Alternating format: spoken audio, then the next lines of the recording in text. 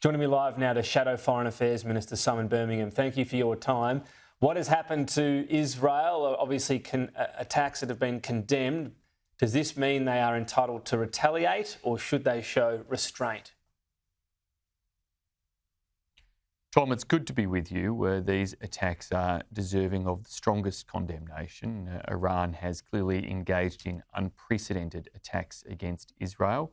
The good thing is that Israeli defence, alongside support from the United States, the United Kingdom, but also critically countries such as Jordan and Saudi Arabia, have combined to ensure that Iran's attacks did not have the intended or desired effect in terms of the impact on Israel.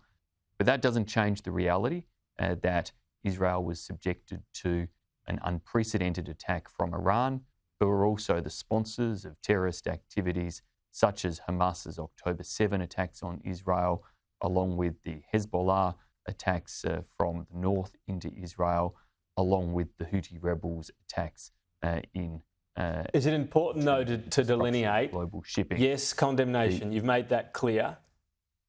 Sorry. You had a bit of a pause in audio. I think your side froze there, so apologies for jumping in if it seemed unseemly. Let me go ahead with the question anyway. So, condemnation of the attack, and that's been shared across political lines here and overseas. But should Israel still show restraint, seeing as this seemingly did not pose a threat to its security because the defence mechanism was so successful?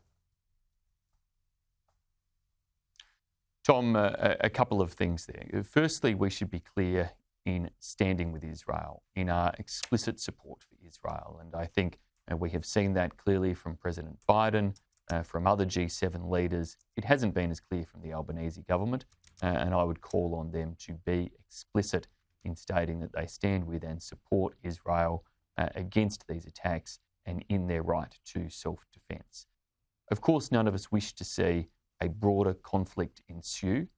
However, Iran should pay a price for the destabilisation that it is undertaking. And world leaders need to look very carefully at how Iran can be made to pay that price in terms of the step-ups that are possible. Now, in particular, we have been calling the coalition in Australia for some time for the Islamic Revolutionary Guard Corps to be listed as a terrorist organisation in Australia, and if need be, for Australian laws to be changed for it to be listed as such. That is a type of step that many countries could take, should take, and ought to take with some urgency. Iran sponsors terrorism.